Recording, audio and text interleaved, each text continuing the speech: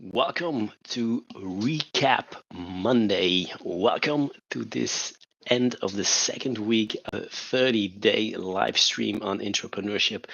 My name is Jürgen Moors. I'm a consultant, a coach, and a strategic advisor. And we are halfway this 30-day live stream on entrepreneurship. And for those who remember, the first week we spent a little bit about coming up with some basics about what entrepreneurship is, what it represents, and what skill set is. In the second week, in the last week, we focused completely on the skill set of an entrepreneur. And today, and Recap Monday, we will look a little bit back of the last week and what is important for you to become that successful entrepreneur. Now, there are many skills. We started off with that.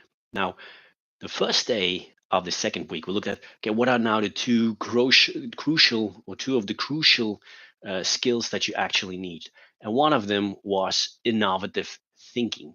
You need ways to come up with new ideas to keep on bringing new innovations to your company where you are.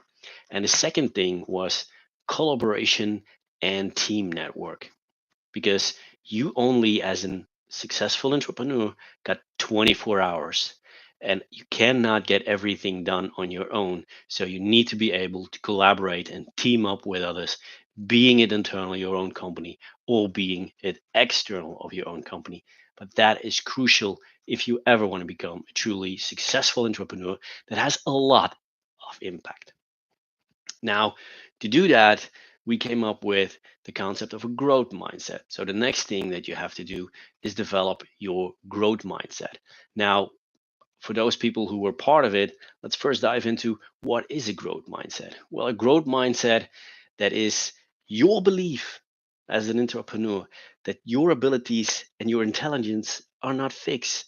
You can develop them and you can improve them by dedication, by hard work, and by learning. Now, believing in that fact and embracing the challenges, building on resilience, value the efforts you have to put in because you don't wake up one day and you are the successful entrepreneur. I'm really sorry. Excuse me. And learn from criticism. People will cheer you on, but there are also people who will give you critique, positive critique, not only take it personal and look at it. Inspire others with your success, or inspire also yourself with the success of others, because that is also a very crucial aspect to look at. Now, another thing is that you should be very, very well aware of is on the one hand side, I just talked about the growth mindset. It's the complete opposite of the fixed mindset. So if you look back and you think about what I just said, try to remember again from where am I? Do I have this completely growth mindset yet, or am I still in the fixed mindset? And it is crucial not only for your success as a successful entrepreneur inside a large corporation, because you need it inside a company, but you also need it in a personal life. And why is that? Well, things happen to you. Nobody determines his life on his own. We live in a society, meaning we live with other people. We live in a political, economical environment. So things can happen to you, even if you are a very good and a very good person. So make sure that you are ready for that with that growth mindset in your back pocket to make sure that you can actually move on. The next day, we focused a little bit more on communication because effective communication in large organizations is actually a challenge, but you will need it. If you think about those innovations, you will need it to communicate about those innovations. When you think about your growth mindset, you will need it to talk to people. When you give feedback, you will have to know how to give feedback. So, communication is really a critical skill.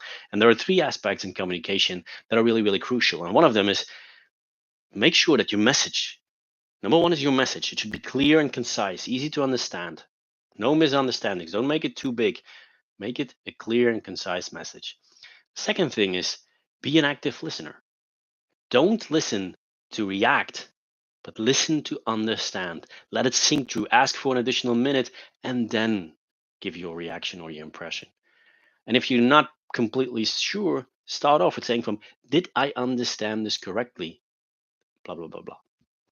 And the third thing is choose your channels correctly, because we sometimes have messages that are informative. Sometimes we create a bigger picture. Sometimes we need urgent messages. Make sure that your channel actually fits to the message that you bring.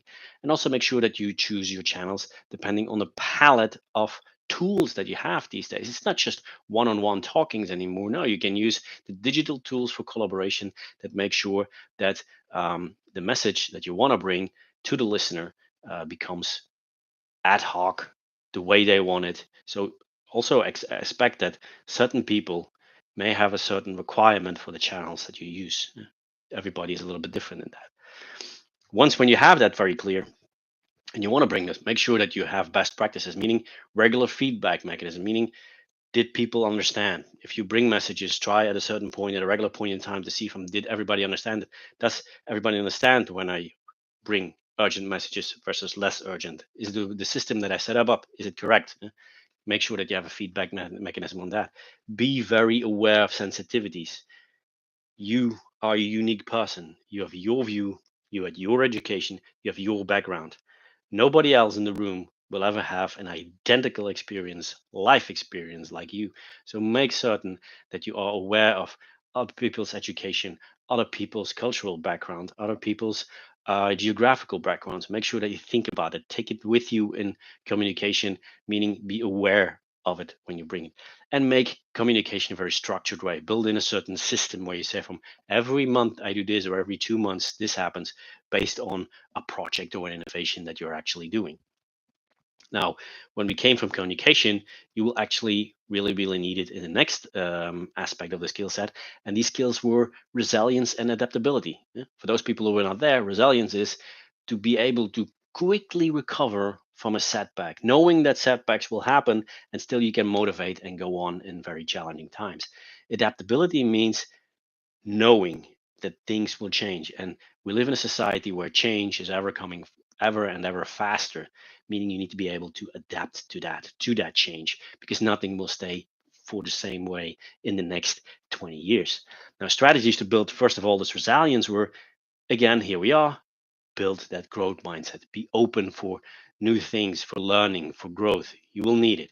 Second thing, foster your supportive networks, meaning internal and external, that when it becomes tough, that you can rely on them and build them in advance, not when you actually are at the point where you need help and your network isn't there. But to build this network, think back about the skill we just talked before. You need communication skills.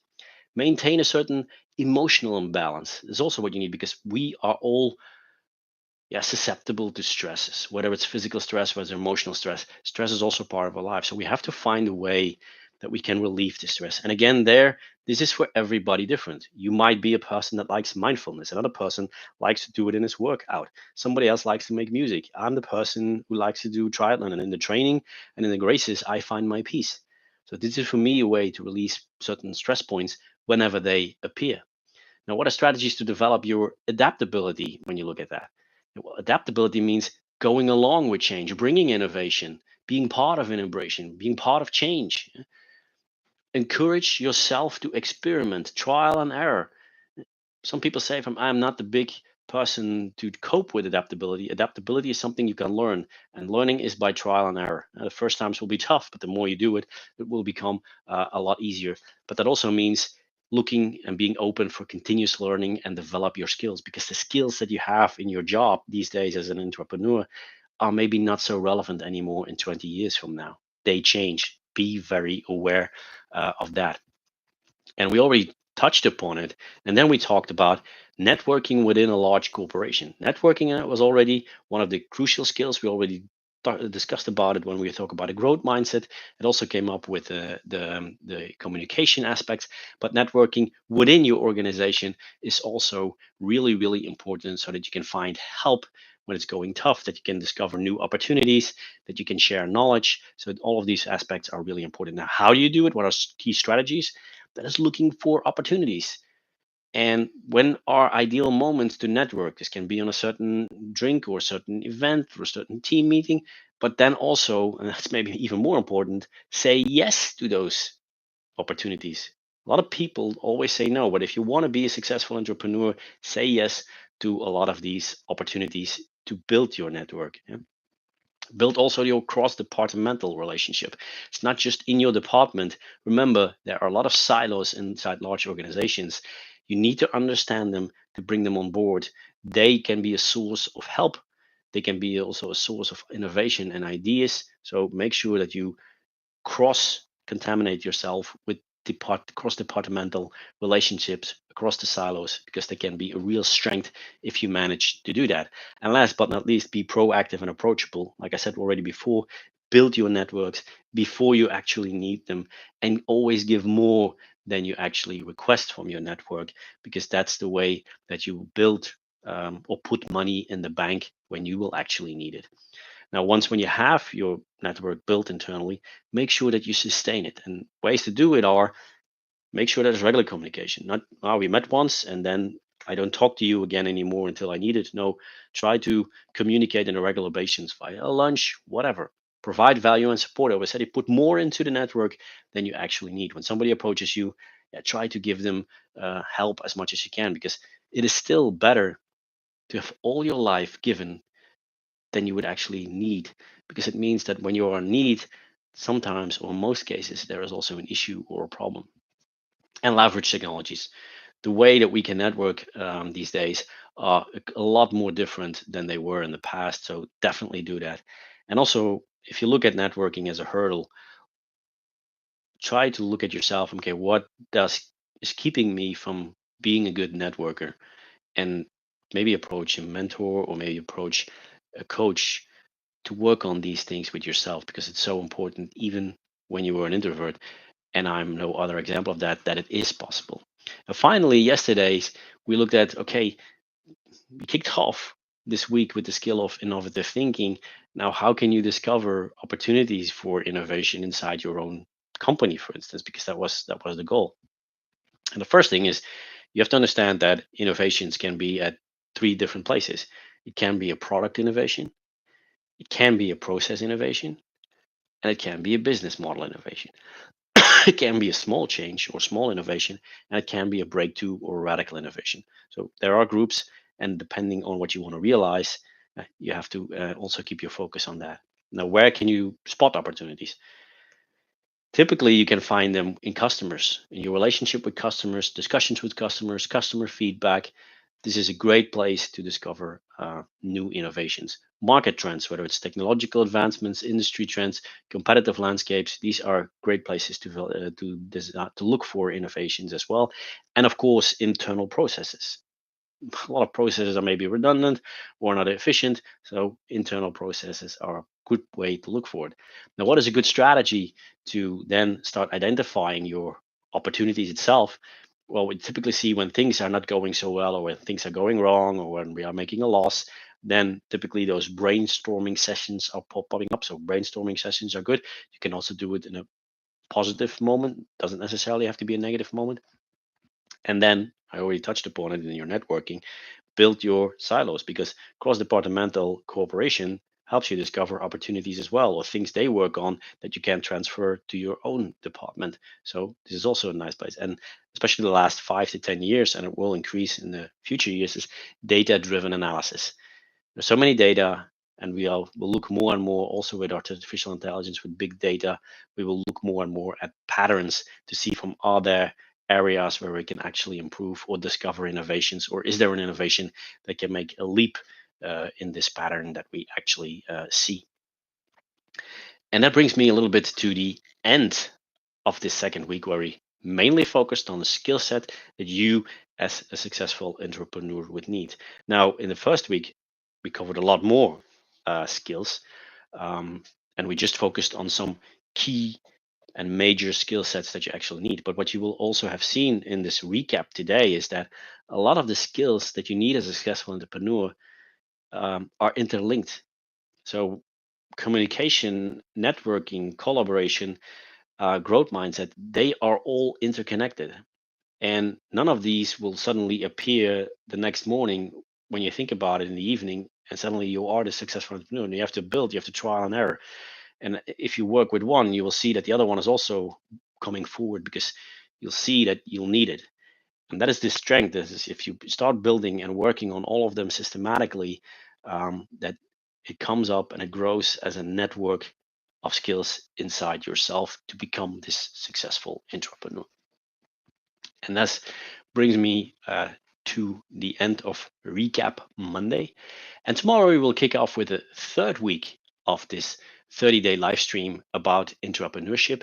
And the next week, we will dedicate a lot more to practical steps and strategies that you can actually use to become that successful entrepreneur that I also was. So I hope to see you tomorrow for the first day of the third week of the 30-day live stream on entrepreneurship. See you then.